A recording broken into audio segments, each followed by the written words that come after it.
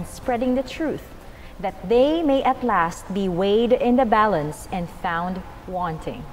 Welcome to Kaalamang Pangkalusugan. Good afternoon, Doc. Good afternoon. And good afternoon po sa ating pong mga manonood. Isang magandang araw po at mainit po na pagbati sa inyo pong lahat. Alam niyo po mga kaibigan, napakainit po ng topic natin last week. Kaya hindi po namin doon puputulin dahil talagang pag-iinitan po natin itong topic regarding po sa internet addiction. Doc, pag sinabi nating internet addiction, bago natin pasimulan yan, ay magsimula tayo sa isang panalangin. Tayo po'y manalangin mga kaibigan.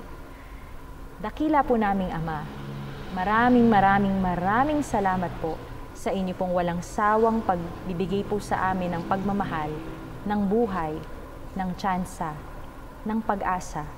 Ama, binabalik po namin ang papuri at pasasalamat sa inyo pong dakilang pangalan. At salamat po Ama sa mga nakakapanood Panginoon ng Kaalamang Pangkalusugan sa buong mundo sapagkat alam po namin Ama na ito po ay inyo pong ministry Panginoon. Ang inyo pong paggamit sa bawat isa po sa amin sa platform na ito, Panginoon, ay inilalatag po namin sa inyo pong paanan.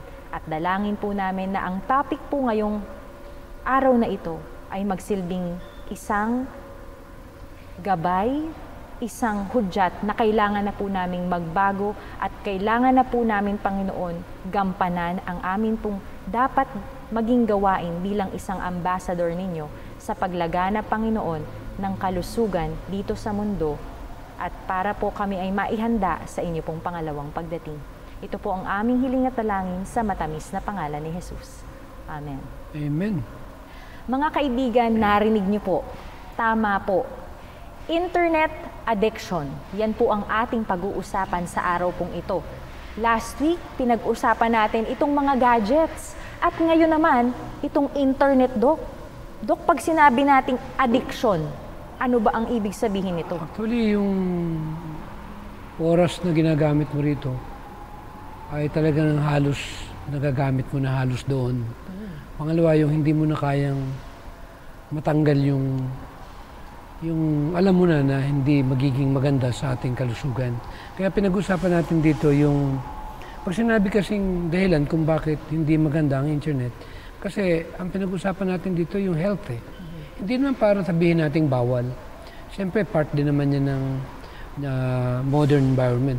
But the way I look at it, since that we are now approaching with these kinds of modern civilization, that people don't even realize that because of that, people are developing disease without even knowing it. And then they go directly with their medical doctor to ask for what you call it, remedy, or to get that kind of healing or treatment. But the point is, if we are not gonna understand this, then the tendency, we will just treating not the main cause. And we are here to educate the people. Kaya nga pag sinabihan natin yung internet, gumagamit ito ng satellite. Gumagamit ito ng tinatawag na power o something para access mo yung lugar na gusto mong puntahan. And they call that radiation. Ito yung pinaka-byproduct nito. Yes. Alam mo, Doc, ang ganda ng sinabi mo, no? Kasi modern world, modern technology, at alam niyo po mga kaibigan, nung dumating kami sa punto na isi-share na namin sa inyo ang regarding po sa modern technology about gadgets, cellphones, computers, and now, internet, radiation. Yung binasa po natin kanina, it is found in Advance, the book Advance by Mrs. Ellen G. White, written June 1, 1899, paragraph 9. Again, I would like to read this. Satan is now seeking to hold God's people in a state of inactivity to keep them from acting their part in spreading the truth, that they may at last be weighed in the balance and found wanting. Tinimbang ka pero nasumpungan kang kulang. At ito yung gawain ng kaaway to divert or to create some sort of snares to see to it that the very elect, God's people, because we are talking about God's people here, Yes. na mawala yung kanilang gawain na mabigyan ng pabalita ang sangkatauhan. Dahil tayo kanyang nililibang. Alam mo yung aklat ng Great Controversy, Under the Snares of Satan. Kitang-kita natin doon na sa closing hour, ay talagang, alam mo yung gagamitin niya, hindi lang double 10 times the power Yes. So, ibig sabihin, ang kaway, grabe yung time nila kung paano dayain ang sangkatauhan. At ayaw nila na merong makakarating doon sa pinangako ng Panginoon na buhay na walang hanggan. Kaya ginagawa nila lahat yung kanilang ginagawa para makasiguro na walang makakaunawa ng regalo na kung tawagan ay eternal life. So, since nga na ito na nga yung kapamaraanan ng kaaway, alam mo yung snares of Satan. Isa pa rin, dagdag natin dito. Kung paano dayain nga yung tao. Isa yung stagnant ka. Ang tawag dito, yung Wala kang ginagawa. wala kang ginagawa. Pangalawa, ang binanggit doon, yung unang-unang pinakamabigat doon na panira ng pandaraya ng kaaway, yung appetite. Oo, di ba, Dok? Kasi alam naman natin ng panlasa, pwede kang pamahalaan yan eh. Yes. At ginamit din yung pride. Yung ugali.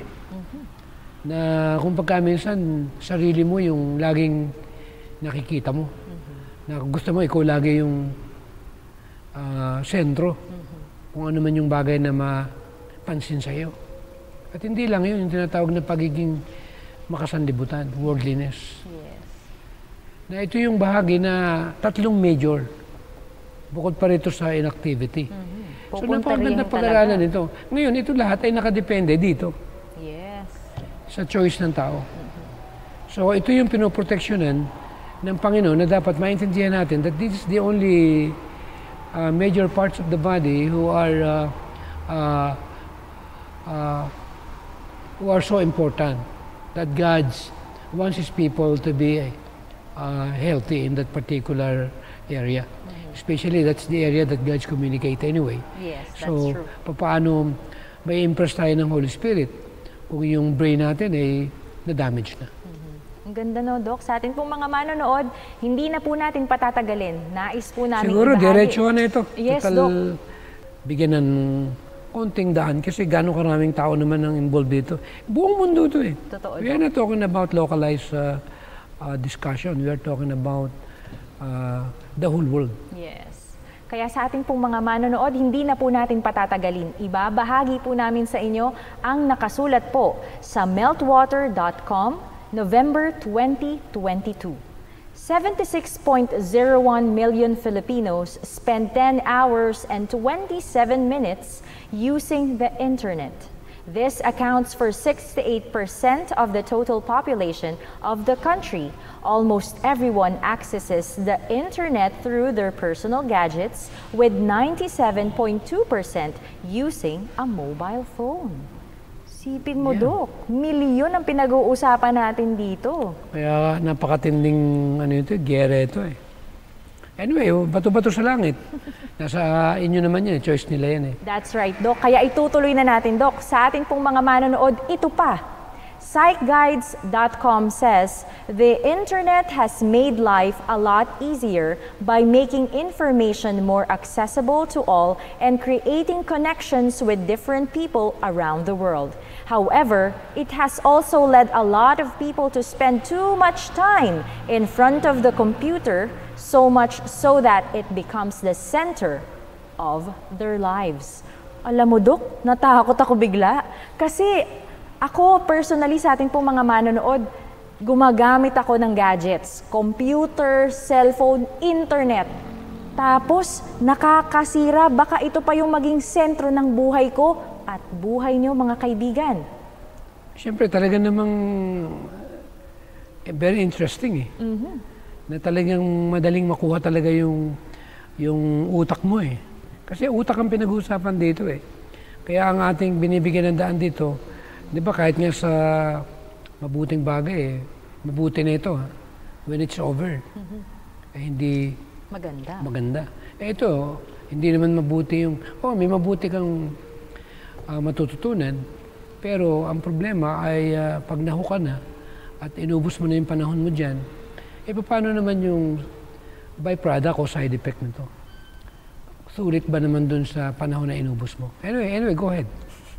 Alam mo, Dok, grabe yung pag-aaral nito. Alam nyo, sa ating pong mga manonood kasi nandito na po tayo sa mundo na talagang moderno na And we ang are lahat. talking science too. We are not just talking about something to put down or something. Yes. Kasi nandito tayo sa ganitong uri ng gawain.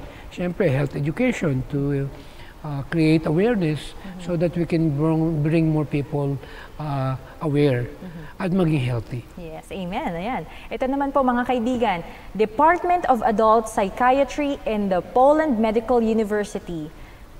Sabi doon sa research nila, showed that internet addiction was seen to be quite popular and common among young people. Pasok ako dun, Dok. Especially... Bakit? Pasok din ako dyan. Oo nga I'm pala. still young. Yes, oo nga pala. Ayan, pasensya na po kayo. Wala Ito pa na. naman akong 70, papunta pa lang. Ayan, papunta pa lang si Doc. Ito na. Mga kaibigan, ito po, itutuloy natin. Especially those who were only children. In fact, every fourth child is addicted to the internet. This is an alarming statistic that needs to be addressed as soon as possible. Isipin mo, Dok, hindi lang sa Pilipinas may addiction. Poland mismo, nag-conduct sila ng research nila na talagang nakaka-addict talaga. Pag sinabing addiction, yan na yung God mo eh. Yan yung mundo mo eh. At hindi ito sa Panginoon eh. Alam ba, any addiction, ang tawag dyan, evil possessed ka. When you are addict with drugs, when you are addict with cigarettes and so on, alcohol, or workaholic ka, actually, hindi naman sa Panginoon yun eh. That's from the devil. Yes. Kaya nga ang word na nabasa ko, ang sabi doon, you are possessed by the enemy. Lalo na kapag hindi holy things yung ginagawa mo, ano, Dok, di ba? If you are... Pangalawa, ang dami na ngayon yung mga ka. porn. Actually, talaga namang inalaw na eh. Nung time, nung naalala ko nung bata pa ako. Naalala ko nung panahon nung presidente natin, si President Marcos. Itinatago pa yung mga ano yan, yung mga Betamax na yan. Bawal. Pag nahuli ka, bakit ngayon pinahintulot? Puti sa Saudi Arabia, hindi pwede. Hindi nila pinahintulot yan. May mga lugar na very strict sila. Kaya nagkakaroon tayo ng maraming krimen ngayon. Siyempre, yung mga kabataan, siyempre open dyan. Kaya ang dami nating mga kabataan na kung tawagan ni dalagang ina. Kasi akala nila normal lang. Paano? Nakapasok nga dyan sa ganyang uri ng internet. Na ano mo lang. Lalabas agad. Lalabas agad.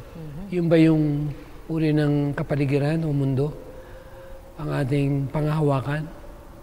Na pinag-uusapan natin dito yung maayos na kapaligiran at maayos na sambahayan.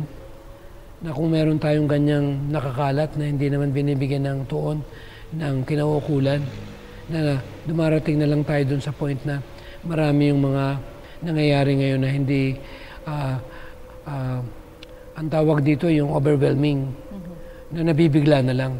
Alam naman natin ang naging dahilan. Yes. Alam mo, Dok, no, sa ating pong mga manonood, meron po palang iba't ibang klase ng addiction sa internet. Kaya ito po ang ibabahagi namin sa inyo mga kaibigan.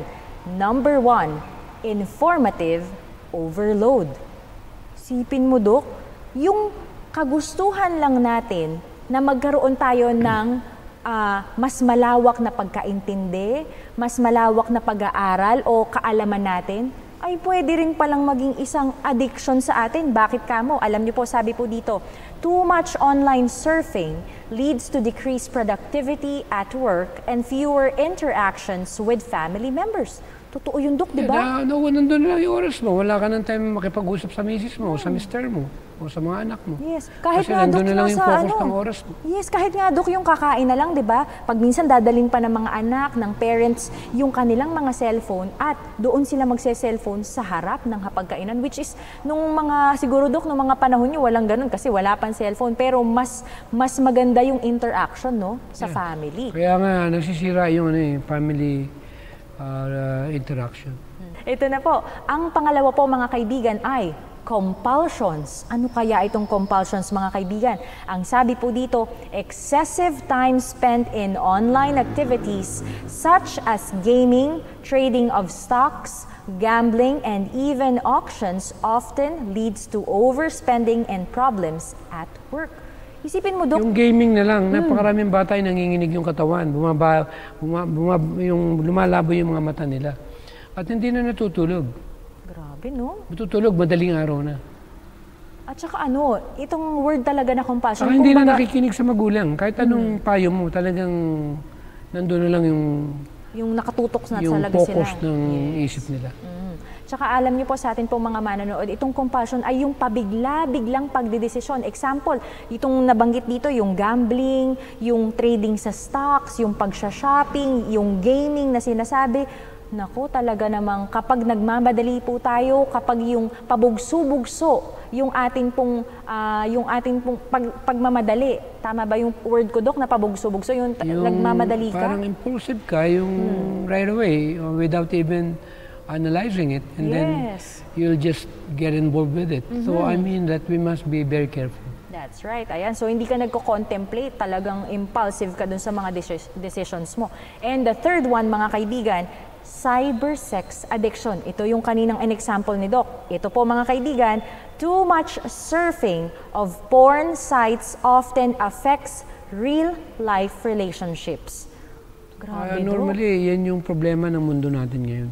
Kaya napakataas ng antas na sabi nga, sobrang baba na ng morality. Yes. Na nawala na yung pagkatao ng sangkatauhan. Na ito yung bagay na bagaman alam ko na marami nang involved dito pero hindi pa huli. Pwede naman nating tanggalin. Amen. Kailangan natin mag-pray at Saka kailangan mabigat magsimula dyan yung sa mata atin kasi natin, di ba? Pag tumingin ka dyan, yung change ng scene. Saka yung light niya na may nare-radiate ka. Yes. Yung alignment ng brain, yung frontal lobe, nadadamay. Alam mo, Dok, sa atin pong mga manonood, naalala ko tuloy, kasi doon sa Bible study group namin, Dok, talagang pinag-usapan namin kung paano ba makakapasok or makaka-infiltrate si Satan sa atin pong buhay, mga kaibigan, especially sa character natin. At isa doon, yung atin pong senses. Kasi 'di ba kasama ang eyes natin, Dok, 'di ba? Yung hearing natin, yung smelling, yung touching, yung sense of taste natin, lahat ng 'yun. Kasi pagkain, Dok, 'di ba? Kung malasa pagkain, overeating tayo, Dok, 'di ba? Mga ganun eh. So yung mga senses po natin, mga kaibigan, especially kung tayo po ay gumagamit ng gadgets, ang ating pong paningin, ang ating pong pandinig, ang ating pong ginagamit dyan. Ngayon ito, Dok, yung pang-apat sa ating pong mga manonood, ang pang-apat ay ang cyber relationship addiction. Ano naman kaya ito? Sabi po dito, excessive use of social networking sites to create relationships rather than spending time with family or friends may destroy real-life relationships. Ibig sabihin, Dok, nakikipagkaibigan ka na lang online. Wala na yung ganitong interpersonal interaction. Naku, Dok, nakakakaba yun. Kasi parang feeling mo pag minsan baka dami na lang or baka nagkukunwari na siya yung tao na yon, tapos hindi, kasi nangyari yan sa isa kong kaibigan, Dok. Grabe, no? Sa ating po mga manonood, mag-iingat po tayo dahil mas okay pa rin po at mas normal tayo. Dahil ang tao, di ba, Dok, no man is an island. Kailangan talaga natin ng kausap. Yeah, diba? That's part of what you call it, human relationship. Yes, that's right. Ito pa, mga kaibigan, nais po naming ibahagi sa inyo ang nakasulat po sa book na Advance by Mrs. Ellen White. We are answerable to God for the souls of those with whom we are brought in contact. And the closer our connections with our fellow men, the greater our responsibility.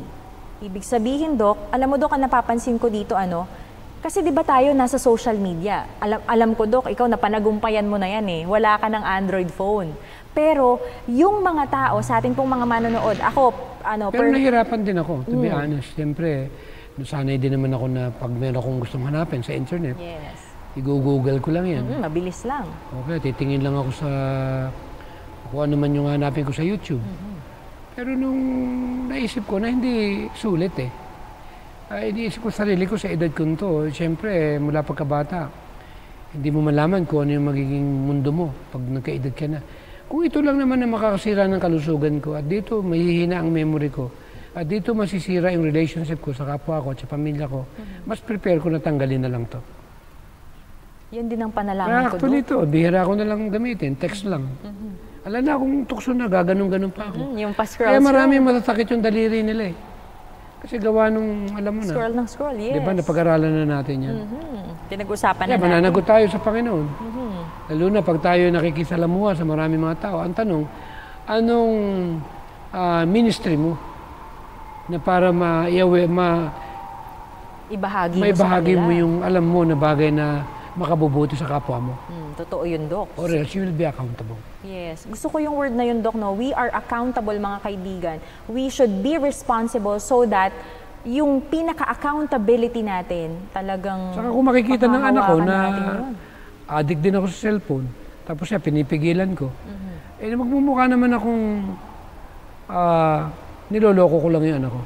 Sarili mo, Doc. Kaya sabi ko, kung pipigilan ko yung anak ko na huwag mag-cellphone, kailan ako mismo wala. That's right. Kasi mahirap Nung araw talaga. naman, wala naman ito, pero okay naman ang buhay namin. Masyado lang tayo mga Pilipino, huwag na tayo maging mayabang. Hindi naman tayo laking yaman eh. Totoo, Doc. Nung panahon naman namin, ginawa rin naman ang buhay namin, wala naman kaming cellphone. Bakit ang saya namin? Kaya kahit matatandaan na kami, natutulungan pa. Kaya nga yung cellphone na yan, to be honest, hindi naman payayamanin ka niyan eh. Merong nagagamit sa ibang kapamaraanan. Pero to be honest with you, pag nagkasakit ka, papagamot ka ba ng cellphone mo? Hindi, Doc. Mas magagastusan ka pa. Nawalan ka ng pera, bibigyan ka ba ng pera ng cellphone mo? Hindi, Doc. Kaya ang point natin dito, magpakatuto tayo. Kung sa tingin mo talaga, talagang makatutulong talaga yung cellphone mo sa ikabubuhay mo at lulusog ka, go ahead, make your day.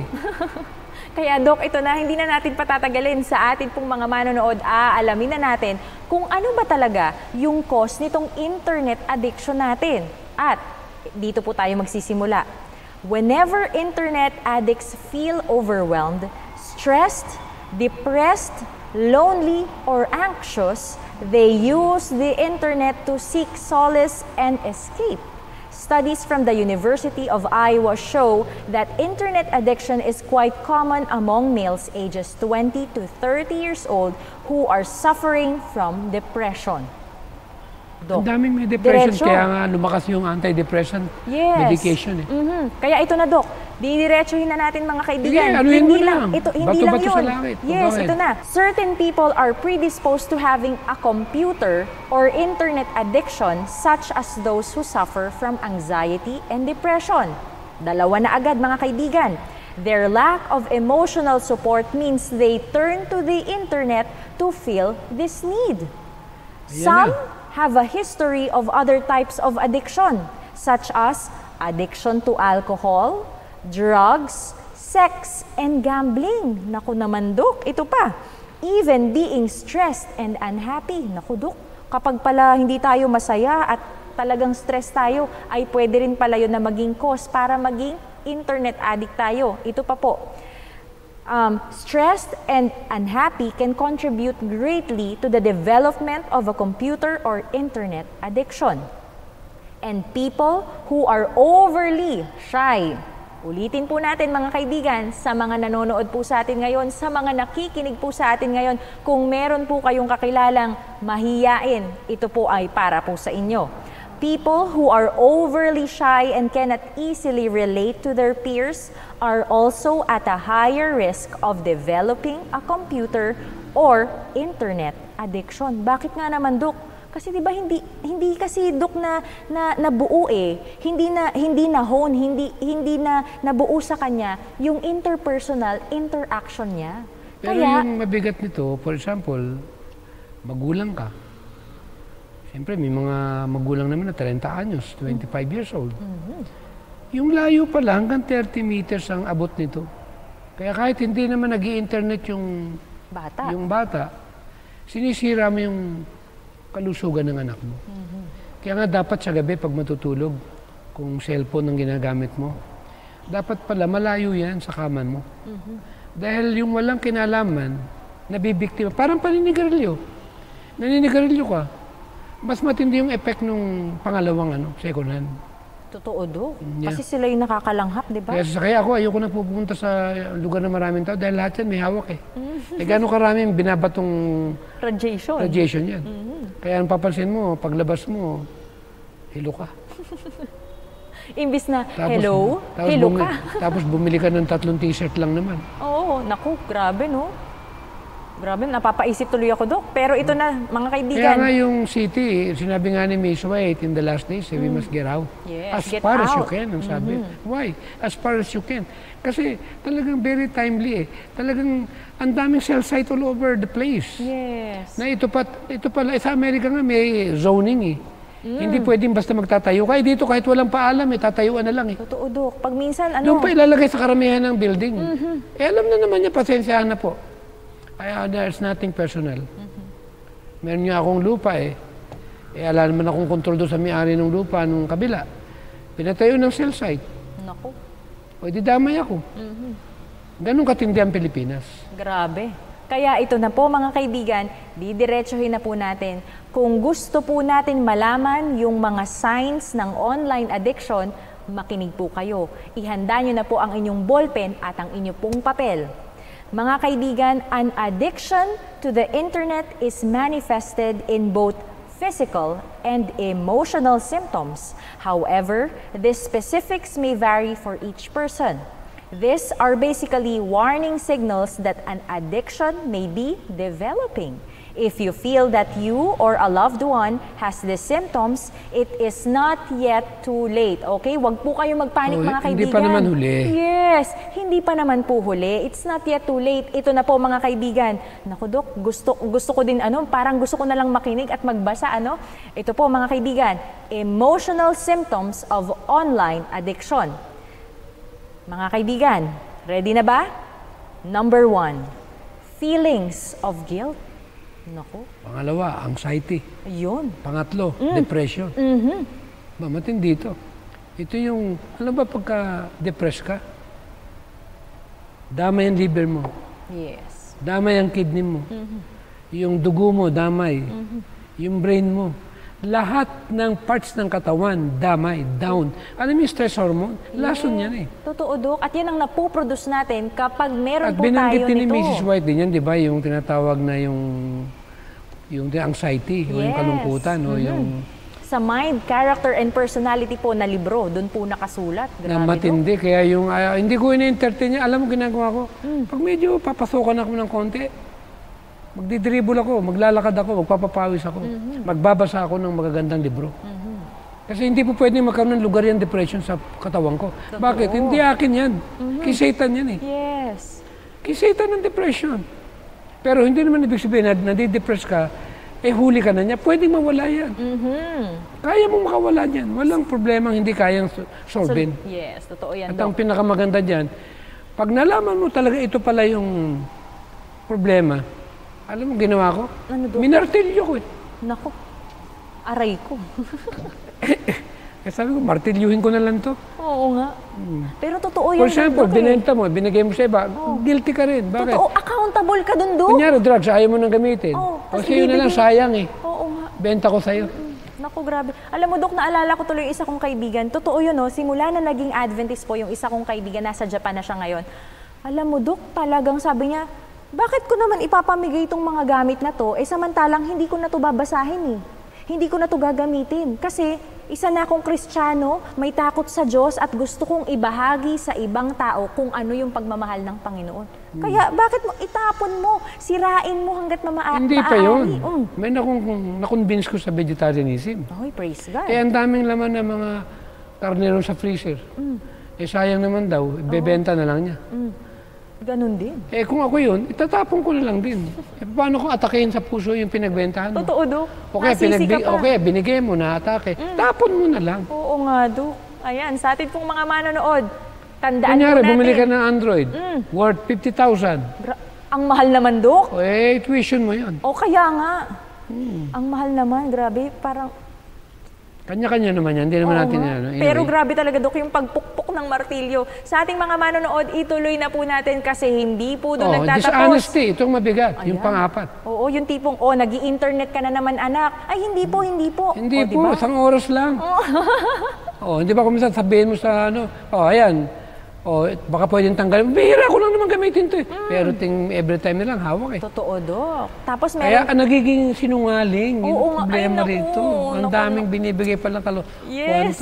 Kaya nga, tinuturuan pa tayo magsinungaling mga kaibigan. Ito pa po mga kaibigan, euphoric feelings. Ibig sabihin, kapag pala gumagamit tayo ng cellphone, ay nandoon yung kaligayahan natin. Kumbaga nape-pleasure tayo doon sa paggamit natin ng cellphone. Nakangiti tayo, Lalo na masaya nakakita tayo. ng TikTok. Naku, ayaw na Pati ayaw ikaw ko yung nag-TikTok TikTok ka na na yan. din. Oo nga. Pati ikaw na ano ka nun, nahawa ka na, no, Dok?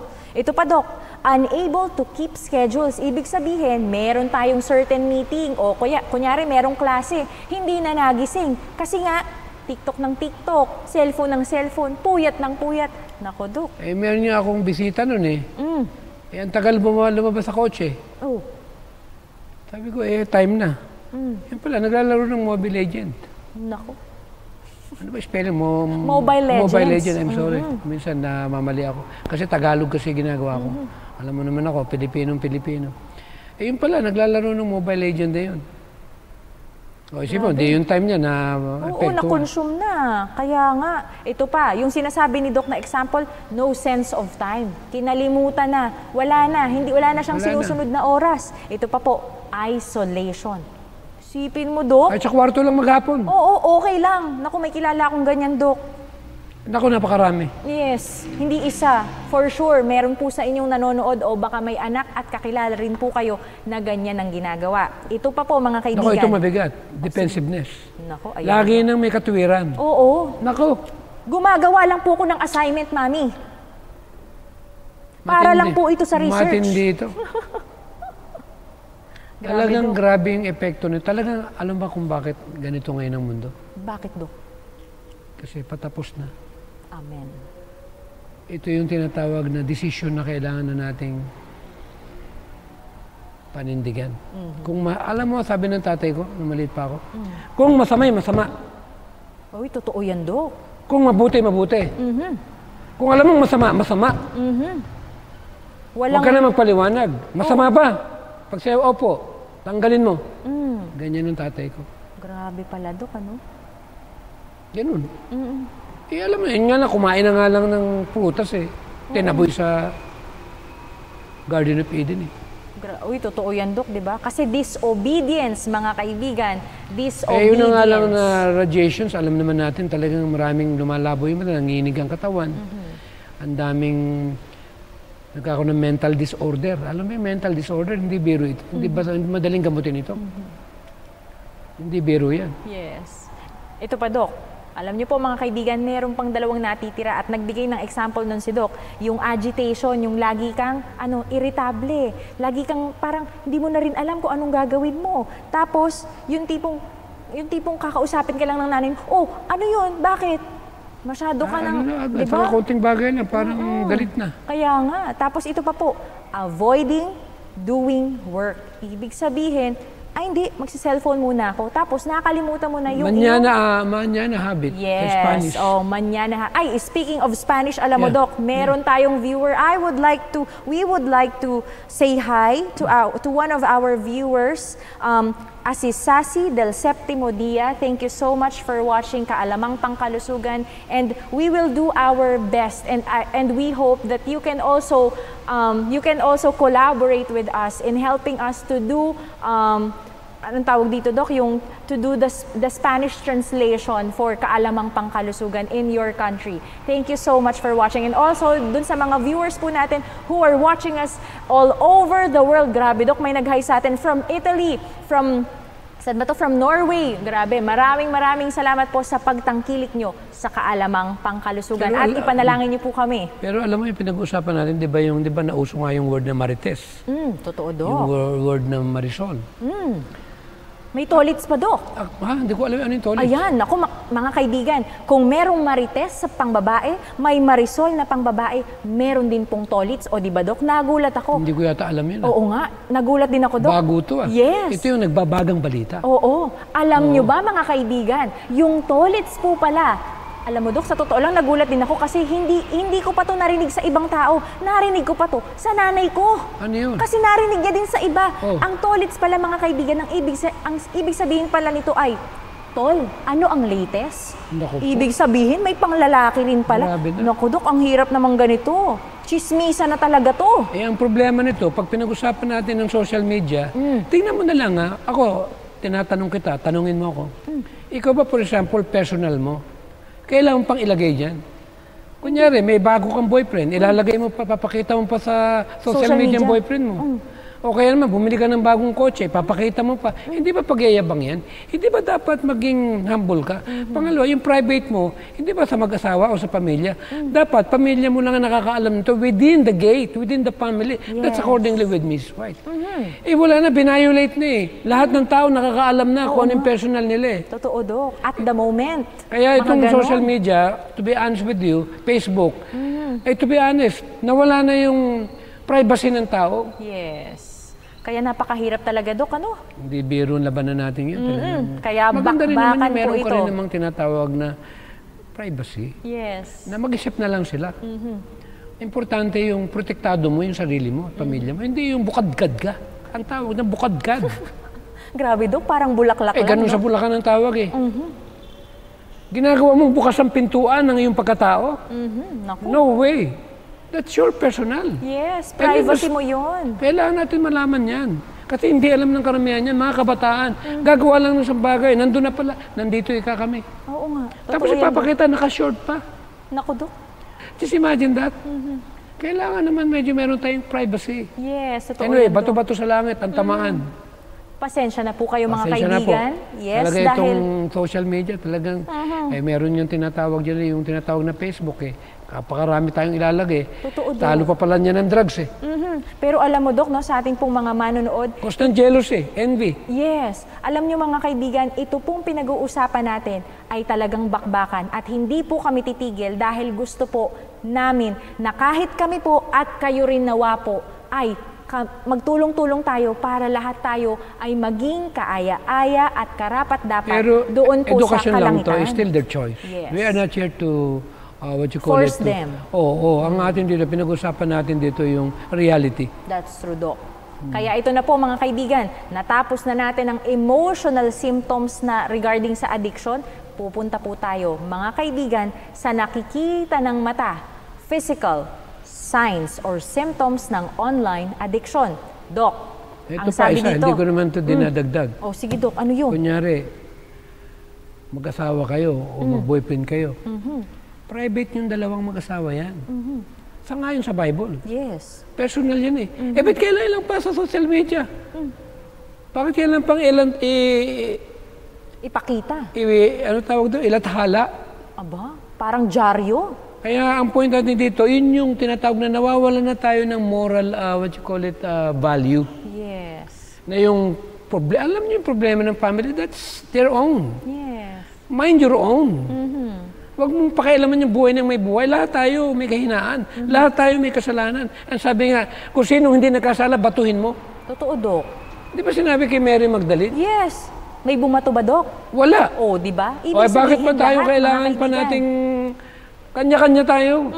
Kung may problema ka, problema mo yan. Oo. Hindi mo na kailangan i-share sa iba. Totoo. Negatibo yan. Pag Lalo nadinig na sa social media. gagayahin ng mga kabataan yan. Pwede pala yun. Oo nga. Naku, Doc. Delikado yun. Ha? Delikado. Kunyari, may girlfriend ka, may asawa ka na, 2 girlfriend mo pa, isa social media mo, eh paano kung gayahin ka? Grabe yun, Doc. Oh. Alam mo, Doc, parang may naisip akong topic. Kaya kung nagkakamali ka, isarilin mo, magbago ka. Oo Huwag mo nga. na ikalat pa. Bakit? Baka gayahin ka. Totoo, Doc. At the word is accountability, mga kaibigan. Pasensyahan, kuminsan talaga. Kasi alam mo, Realidad, Doc, eh. ito kasi yung nangyayari ngayon eh. Para That's bang right. naging common na lang itong ganitong pagiging marites at itong pagiging chismoso. Yun pala, may toilets pa. Oo nga. Eh, bukas, meron na namang iba yan. For sure, Doc. Kaya, didiretsuhin na natin to, Doc, topic na to kasi for sure, meron na naman tayong Ito yung panibong tinatawag topic. na totoong nagbabagang balita. Yes naman. Kaya ito na po, mga Sige kaibigan. na, pagliyabin mo na. Ito na po, nagbabaga talaga ang physical symptoms ng addiction, mga kaibigan. Online addiction. Number 1, backache. Naku nga naman talaga, Dok, kung masakit talaga yung likod mo. hayaan Kasi mo nga naman, ang posture mo, lagi ka Hayaan mo nakaganyan. Ano pa? Haramdam sila ng ganyan. Headache. Ang tawag namin sa Bulacan, buti nga sa'yo. Naku, Dok, aray ko, ang sakit naman nun mga kaibigan. Matigas ulo mo eh. Totoo din Sige, yan. go ahead, make your day. Pasensya na po kayo mga kaibigan, reality check lamang po at nag-i-inform lamang po kami sa inyo. Ito din po, kasi even us, di ba Dok, tayo din, pag minsan, pag nasobrahan tayo. Masakit yan. Hindi biro yan sakit sa likod. Oo. Naku, Parang maglakad ka, feeling, tagibang. naku Dok. Tapos pagbibintangan mo, kidney. Oo nga, totoo yan Dok. Yung parang, naku, magpapacheck ako sa doktor. Di ba? Pero ang problema lang pala, yung cellphone natin. Ayan Ito na. pa, Dok. Sakit ng ulo, headache. Ayun, o di ba headache? Kasi yung mata natin, nako, masyado na talaga yung exposure sa ating screen time. Okay, ano pa Dok? Yung yung gain ng weight. Oh yes, yung pag-gain ng weight natin, di ba? O kaya yung weight loss. Ibig sabihin, pag sumusobrang taba ka na, lumalaki ng tiyan mo, pwedeng may problema ka dyan. Kasi inactivity, wala kang ginawa, kundi kumain na lang, Wala hindi ka ka na exercise, nag-exercise. wala ka ng time eh. That's right. At yung weight loss naman, hindi ka na kumakain. Bakit? Kasi panay ang laro, panay ang cellphone, panay ang Facebook, panay ang TikTok. Wala na. Grabe Ito Dok. na, yung pang-5, yung carpal tunnel syndrome. Nako. Lagi kong ina itong mga sakit-sakit na yan. Mga kaibigan, meron po kaming ituturo sa inyo para malaman po natin kung meron na po tayong carpal tunnel syndrome. Gayahin nyo lamang po ako. Kailangan po naka-level ang ating pong shoulder. At pagkatapos niyan, kailangan nyo pong baliin ng ganito ang inyo pong mga kamay at pagdikitin ng ganito. Ngayon, kailangan nyo pong ipuwersa yung dalawa nyong kamay na parang nagbabanggaan sila. Pagdikitin na ganyan. Yes, oo, pagdidikitin yung ganyan. Ngayon, kung ito po ay may pain, ako, aray, may carpal tunnel syndrome po kayo mga kaibigan. Kaya, pasensyahan po, kami lamang po ay nagbibigay ng impormasyon sa inyo. Dok, ito pa, disturbance in sleep. Insomnia, kung baga Dok, isipin mo, hindi ka na makatulog ng tuloy-tuloy ng maayos. Kaya puyat na puyat, puro eye bags ka na kinabukasan mga kaibigan. Naku, ang beauty rest natin Dok. Inom ka ng inom ng pampatulog. Totoo yan Dok, di ba? Ito pa, ang pinakahuli mga kaibigan ay blurred or strained vision. Yun yung sinasabi ni Dok na, naku, di mo na maintindihan kung anong binabasa mo. Kasi nga naman, naranasan ko yan. Nung ako'y lagi nang nakaharap sa cellphone ko. Para bang ano na? Nahihilo ka na, hindi na maayos yung hindi pagtingin yata mo. worth ito. Ngayon, nung tinanggal ko, nawala eh. Praise God, o di ba? Yung pala, ang gamot lang, tanggalin eh. Yes. O di ba mga kaibigan, hindi nyo kailangan ng doktor. Ang kailangan lang po natin ay, ano ba yung normal dapat ginagawa? Ang tanong ito. Sige Dok, ano yun? Sino kaya sa mga viewers natin ngayon na kayang gumaya sa akin na call and text na lang? Nako, sino po mga kaibigan ang willing na tanggalin completely ang Android or smartphones? Grabe Ito Dok. yung pinakamabigat na bakbakan. Totoo Dok. Ito yung pamimili. Yes. At kung meron po sa inyong willing, at kung sa isang month po mga kaibigan ay nagawa ninyo, mag-message po kayo Message lang kung sa ilan Kaalamang. naman yung naging kamukha ko. Yes! Yung mga mapapanagumpayan nila ang kanilang sarili doon po sa kanila pong cellphone mga kaibigan. 1 month mga kaibigan, hindi lang 1 week. Kasi baka mamaya Dok, yung 1 week na yan, tinago lang, pinatay lang, pero nandun pa din. Mga kaibigan, call and text lamang po, walang internet, walang social media. Mga kaibigan, 1 month challenge po ang binibigay namin sa inyo at mag-message po kayo dito po sa Kaalamang Pangkalusugan at i-type nyo lamang po, mag-text po kayo o tumawag po kayo sa mga numero po na magfa-flash sa inyo pong screen. Yeah. Dok, grabe, bakbakan talaga to Dok. Hindi pa doon nagtatapos mga kaibigan. Ang sabi po dito, meron palang short-term at long-term na epekto ang online addiction. At ang sabi po dito mga kaibigan, short-term effects includes unfinished task. O di ba, hindi mo talaga matapos yung ginagawa mo. Lalo na kung nasa opisina, kung ikaw ay estudyante lamang. At ano pa, forgotten responsibilities and weight gain. Isipin mo, Dok, no? Sa maliit na term pa lang, I mean, sa short term na ito, ay ito na yung mga epekto na nakikita natin. At meron din pong long term. Anong sabi dito? seen in physical symptoms katulad ng mga binanggit natin kanina, yung pananakit ng likod, pagsakit ng ng ulo, yung neck pain na pinag-aralan din natin sa cellphone nung nakaraang linggo. Ano pa? Yung carpal tunnel syndrome, yung vision problems at staring at the screen. Isipin niyo mga kaibigan. And ito pa po mga kaibigan, kung kayo po ay mahilig mag-shopping, kung kayo po ay mahilig sa online games, at kung kayo po ay nagagambol. Sugalero tawag sa amin. Ayan. Ibig sabihin, sugarol kayo, Pwedeng mga kaibigan. mabankrupt ka. Oo, totoo, Dok. Di ba? Mga kaibigan, nagdedelikado po tayo. Ito pa, Dok. According to Oberlin College of Computer Science, aside from being dependent on the internet, addicts may develop techno-stress wherein they internalize how a computer works, such as accelerated time and perfect results. It can also cause social withdrawal, feeling more at ease interacting with people online rather than in person. Pinalitan mo na. Sa halip na maging normal, papalitan mo na lang ng parang iniwan doon sa mga nakaraan na yung, di ba, nung nagsara nga yung churches. Ang hirap, yung manunood ka lang sa, ano tawag nga sa atin doon, yung pag magsasalita ka. Yung mga divine services. Oo, ang hirap. Mas maganda talaga yung live. Totoo, Dok. Kasi pag minsan, kunyari, may nag-pop out yung mga notifications, ay, nag-message si kumare, si kumpare, ay, pupunta daw si ganito, ganyan-ganyan.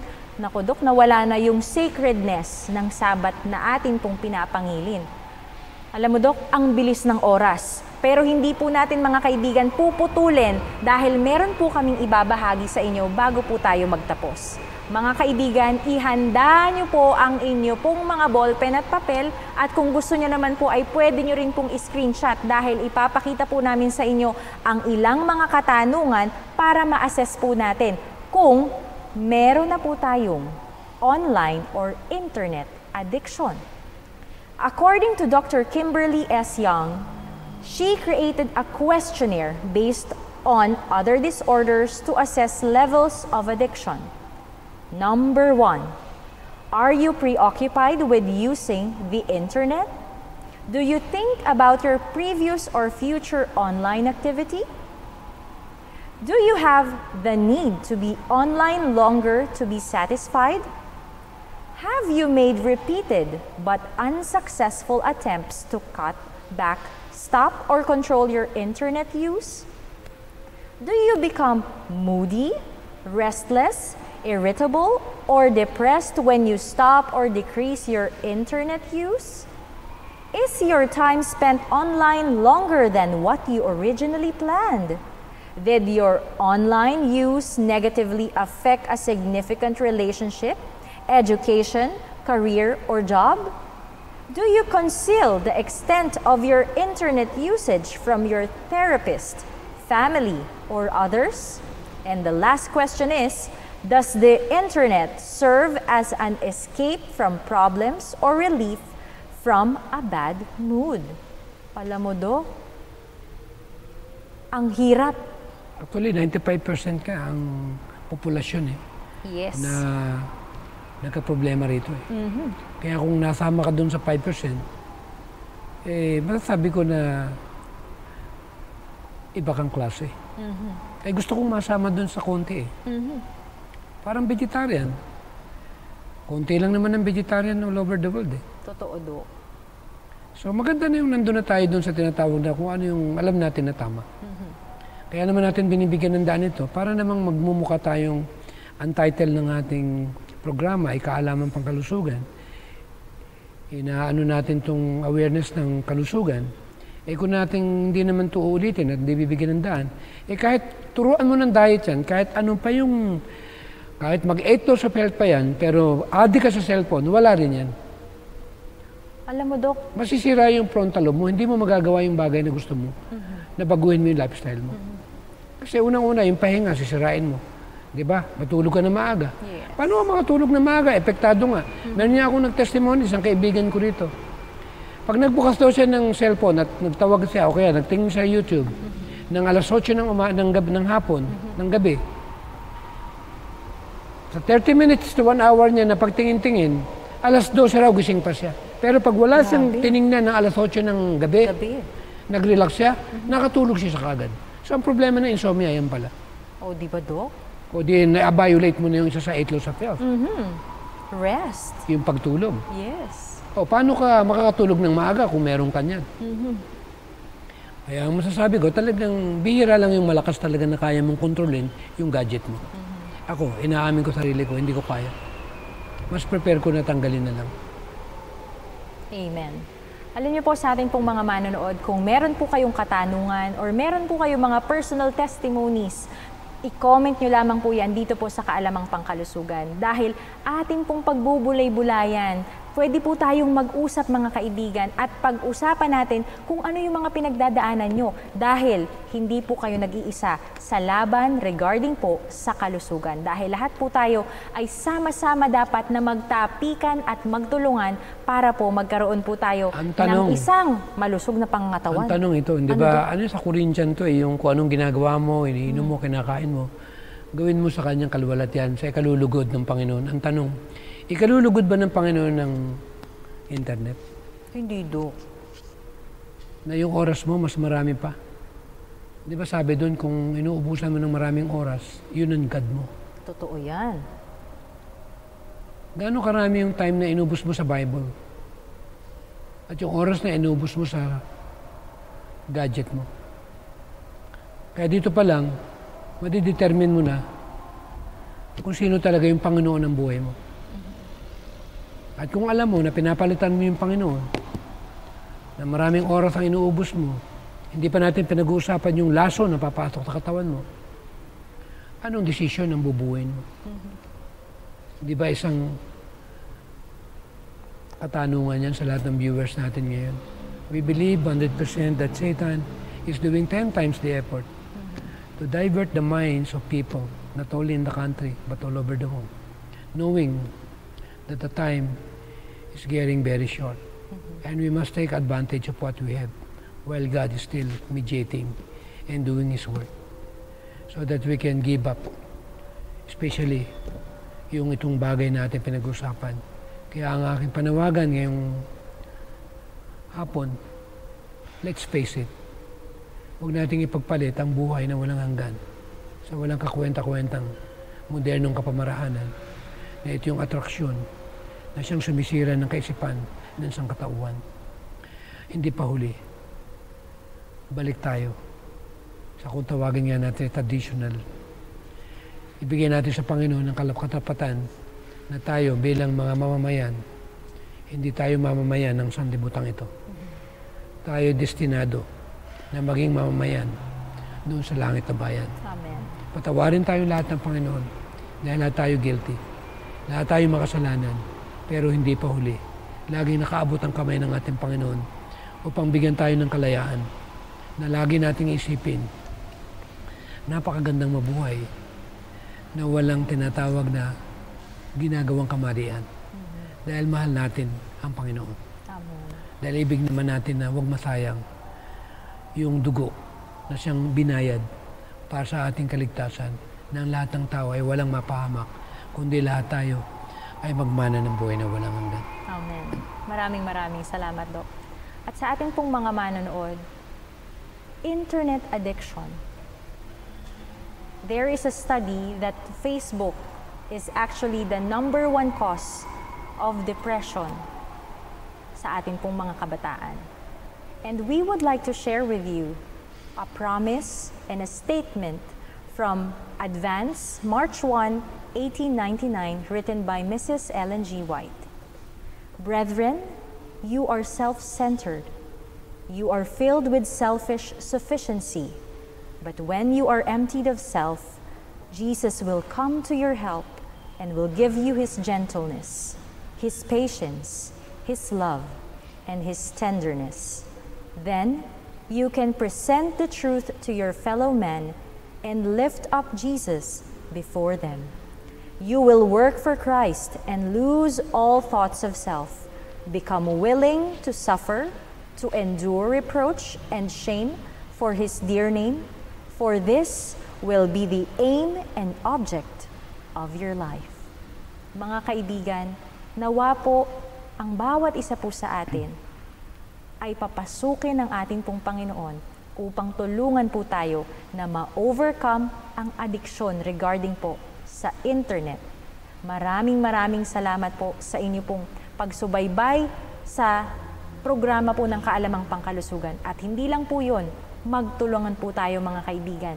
Dahil nasa huling panahon na tayo, nasa modernong panahon na tayo, na ang lahat ng bagay, lahat ng mga pangyayari, lahat ng pwedeng gawin ng kaaway ay gagawin niya para tayo ay malinlang niya.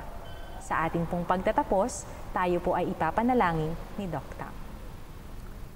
Ama namin Diyos na nasa mga langit, amin pong lubos na inikilala ang aming kalagayan na bilang mga pinagkalooban ng napakagandang buhay, katotohanan na aming napag-aaralan, na ang kapangyarihan ng pagpili na kung paano inyong inilalatag sa sangkatauhan, na kung paano ang kaaway ay gumagamit ng kapamaraanan upang ilayo kami sa tinatawag na totoong buhay.